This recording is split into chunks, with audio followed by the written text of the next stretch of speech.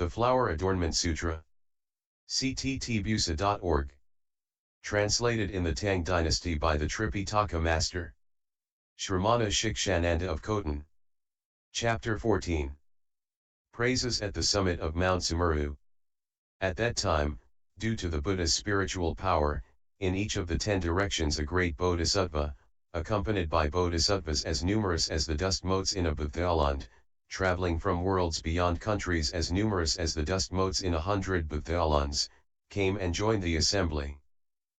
Their names were Dharma Wisdom Bodhisattva, All Wisdom Bodhisattva, Superior Wisdom Bodhisattva, Meritorious Wisdom Bodhisattva, Vigorous Wisdom Bodhisattva, Wholesome Wisdom Bodhisattva, Knowledgeable Wisdom Bodhisattva, True Wisdom Bodhisattva, Unsurpassed Wisdom Bodhisattva, and Solid Wisdom Bodhisattva.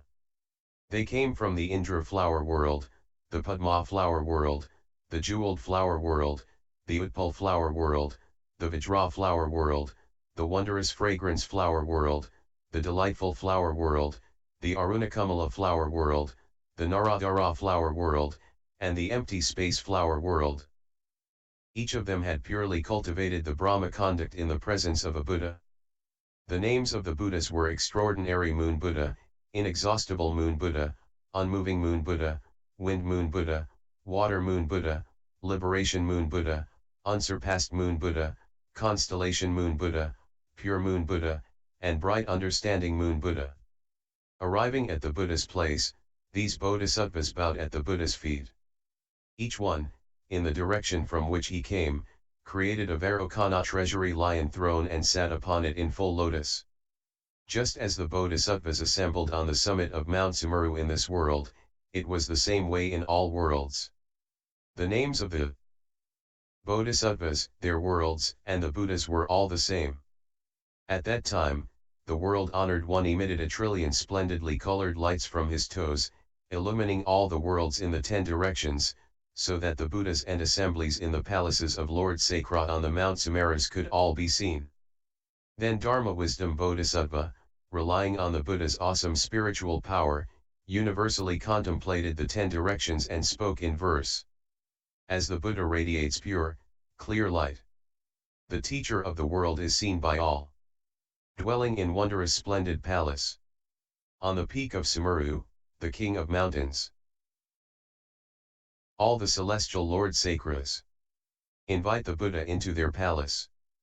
They all use 10 wonderful verses to praise the thus come ones. In those great assemblies, all the multitudes of bodhisattvas, arriving from the 10 directions, created thrones and sat upon them. All the bodhisattvas in those assemblies have the same name as I. The worlds from which they come are also of the same name. The world-honored ones of their lands have the same name as well.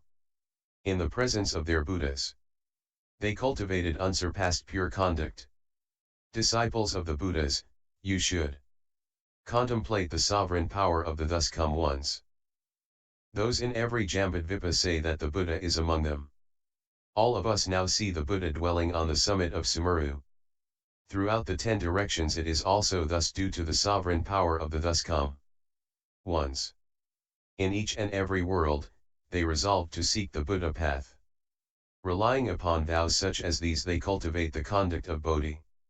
The Buddha takes on various bodies and travels pervasively to all worlds. Nothing in the Dharma realm could hinder him, he cannot be fathomed by anyone. His wisdom light constantly shines everywhere. It dispels darkness in all worlds. Unequaled is he, without peer. How could anyone know him?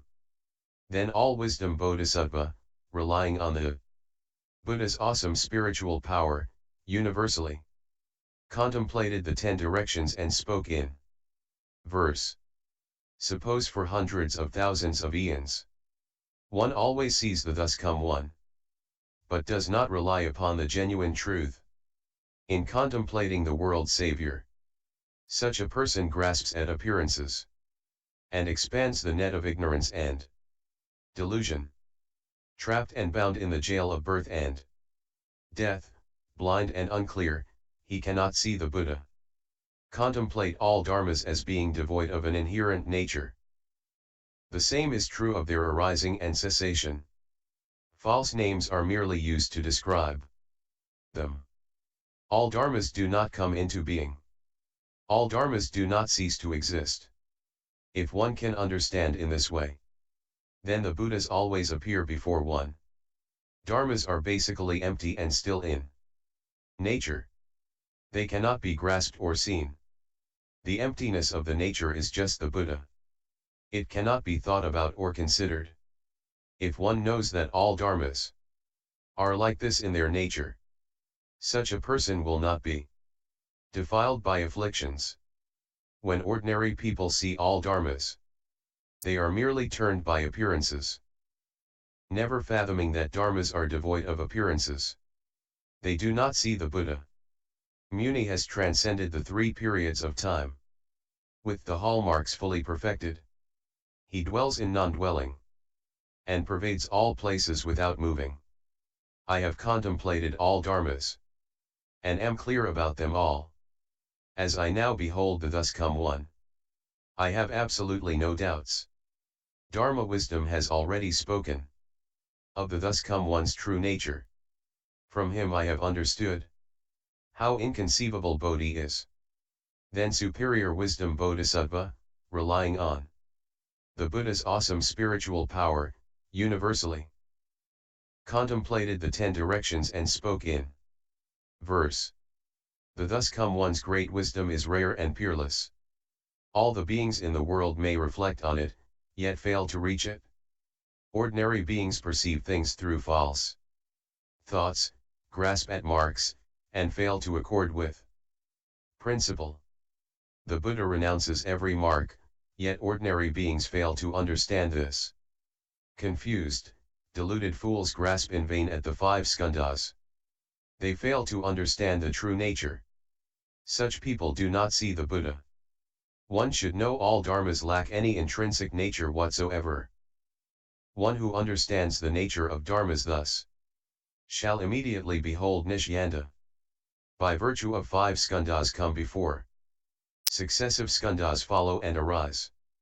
One who understands their nature sees the Buddha's inconceivability. Just as a jewel in the dark cannot be seen without a lamp. If no one speaks the Buddha Dharma, none perceives the wisdom that exists. Or as a film that blinds the eyes, keeps unseen the pure, wondrous form. So, too, a mind that is unclear cannot discern the Dharma of all Buddhas. Just as those who are blind cannot see the bright pure sun, so, too, the ones bereft of wisdom in their minds will never see the Buddhas. If one dispels the film upon the eyes, and casts off form and thinking, and sees no Dharma whatsoever, then one may see the thus come one.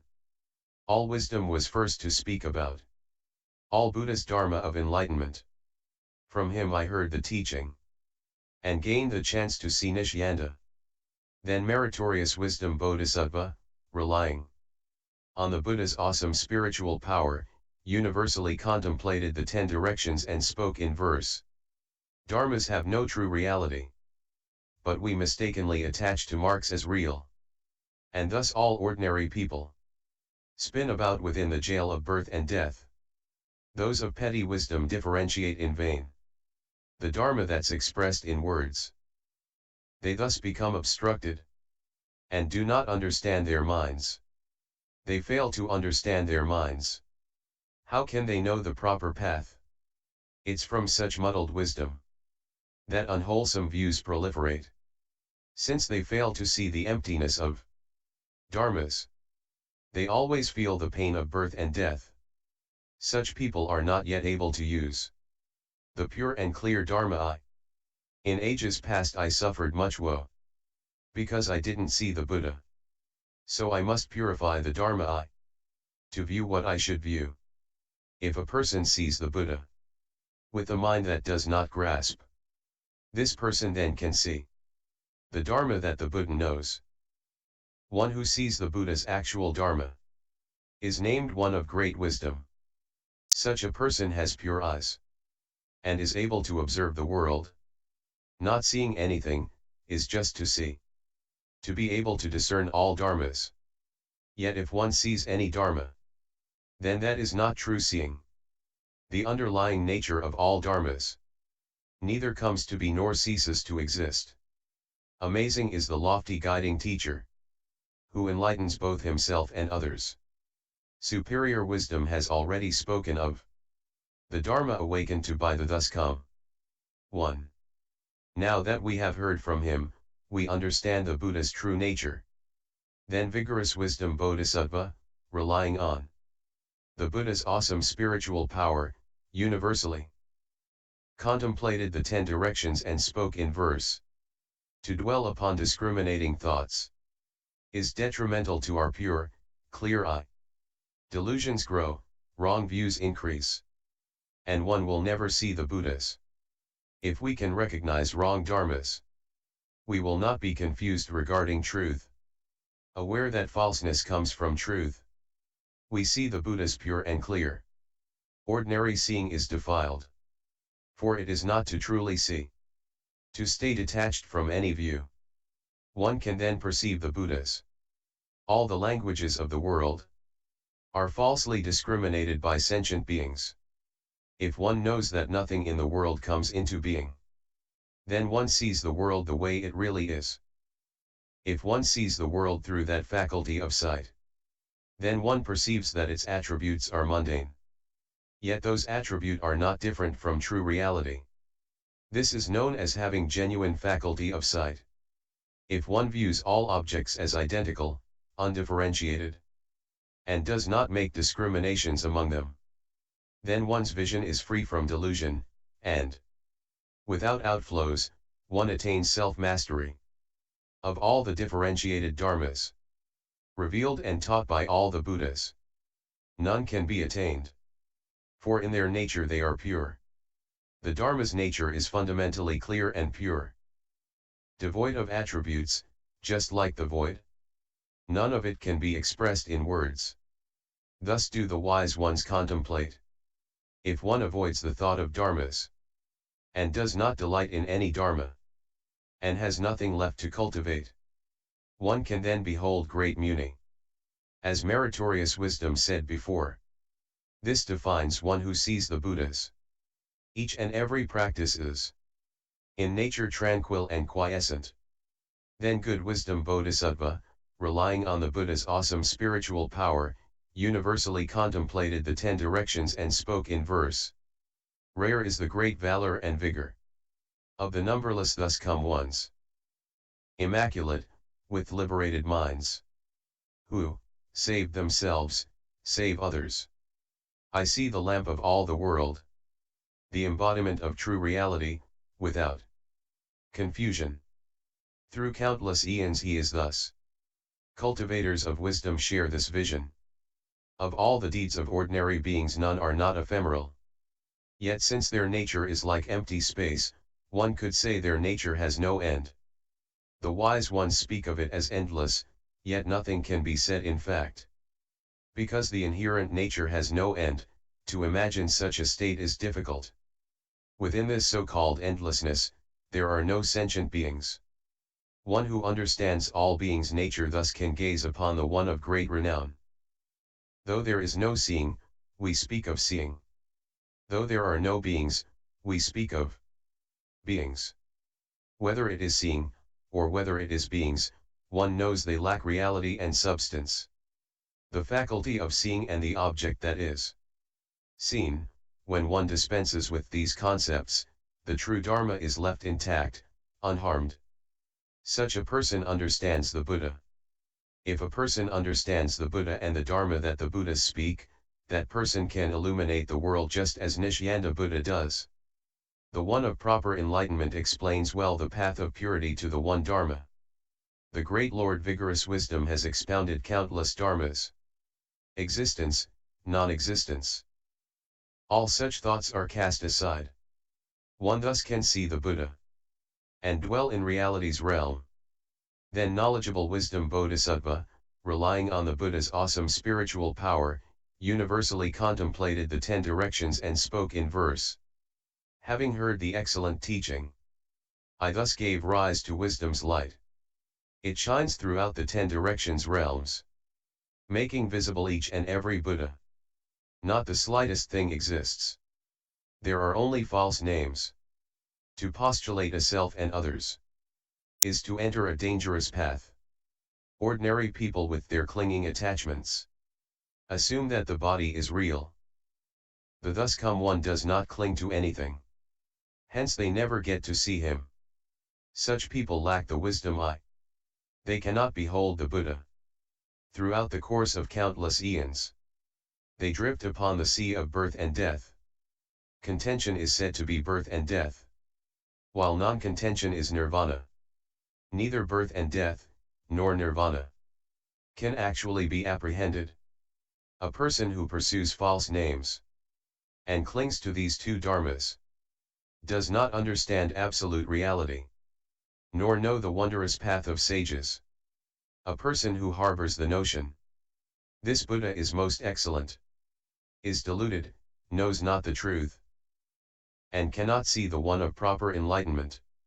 One who understands the essence of reality, the still quiescence of true suchness, thus sees the honored one of proper enlightenment, and transcends the realm of language. All the Dharma that is verbally expressed cannot reveal the true reality. Only with equanimity can one see it. The Dharma is thus, and likewise the Buddhas, the ones of proper enlightenment, of the past, present, and future, eternally sever discrimination's root. Thus they are known as Buddhas. Then true wisdom Bodhisattva, relying on the Buddha's awesome spiritual power, universally contemplated the 10 directions and spoke in verse. I would rather suffer in the hells, and get to hear the Buddha's names, than enjoy boundless happiness, and not hear the Buddha's names. For countless eons in the past, I suffered misery and woe, and drifted aimlessly in birth and death, due to not having heard the Buddha's names. Undeluded by dharmas, one realizes absolute reality. To separate from all compounded phenomena is called unsurpassed enlightenment. Not compounded in the present, nor in the past or future. All dharmas are devoid of characteristics. Such is the true substance of the Buddha. If in this way one contemplates the meaning of all dharmas so deep, profound, then one can see all Buddhas and the true appearance of the Dharma body. Seeing what is true as true, seeing what is not true as not true, such ultimate understanding is the reason for the name of Buddha. The Buddha Dharma cannot be realized. Understanding this is called realizing the Dharma. All Buddhas cultivate in this way. Not a single Dharma exists. Know that the one brings about the many, and the many brings about the one. Dharmas are not based upon anything, but arise from a combination of factors. There is no creator or creation. Things arise from thought and karma. How do we know this to be true? There is no other explanation. All dharmas dwell nowhere, and have no fixed location. The Buddhas dwell within this state, ultimately steadfast and unmoving. Then unsurpassed wisdom Bodhisattva, relying on the Buddha's awesome spiritual power, universally contemplated the 10 directions and spoke in verse. Unsurpassed Mahasattva is far removed from sentient beings' thoughts. There are none who excel him. Hence, he is titled unsurpassed. The state attained by all Buddhas is gained without effort or discrimination. The coarse aspects do not exist, and neither do the subtle. The states of the Buddha's practice transcend the realm of fate. Proper enlightenment is apart from fate. This is the Buddha's genuine Dharma. The thus come one's light illumines all, dispelling gloom and darkness. Yet, this light neither shines, nor does not shine. Toward the Dharma, be unattached, free of thought and undefiled, dwelling nowhere, having no location. The Dharma nature is unimpeded. In all that is, there is no duality, nor is there a single thing. The greatly wise of keen discernment Abide at ease within this truth. Within non-existence there is no duality. Nor is there the absence of duality. The three realms are entirely empty. This is the Buddha's understanding. Ordinary people, confused and unenlightened, by the Buddha's guidance, come to dwell in proper Dharma. Yet, the Dharma itself dwells nowhere. One who thus awakens thereby sees oneself. There is no body, yet a body is spoken of. There is no arising, yet arising is manifested. The absence of a body and of seeing is the Buddha's unsurpassed body. True wisdom has described the Buddha's wonderful Dharma nature. One who hears this Dharma will attain the pure, clear eye. Then solid wisdom Bodhisattva, relying on the Buddha's awesome spiritual power, universally contemplated the 10 directions and spoke in verse. How magnificent is the radiance of the valiant, unsurpassed Lord! In order to benefit the deluded masses, he appears in the world. The Buddha, with a heart of great compassion, universally observes all sentient beings.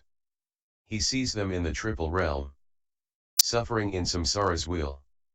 The sage of proper, equal enlightenment alone is perfect in virtue, a venerated guide and teacher.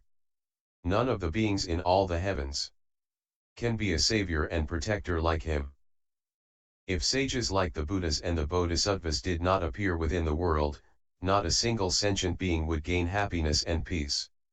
The thus come ones of proper, equal enlightenment and the multitudes of worthy sages show themselves within the world, giving happiness to sentient beings. If one wishes to behold the thus come ones in order to gain wondrous benefit, and one hears the Buddha's names and evinces faith, one will be a tower for the world. We wish to see the world honored ones so as to gain great benefit. Those who hear this wonderful Dharma shall all attain the Buddha path. In the past all these Bodhisattvas, by the Buddha's awesome spiritual power, attained the pure, clear wisdom eye, and understood the Buddha's state. Now we see Nishyanda, and our pure faith has redoubled. The Buddha's boundless wisdom can never be completely expressed. Superior wisdom and the other Bodhisattvas, and solid wisdom, through countless millions of eons, could never fully express it either. End chapter 14.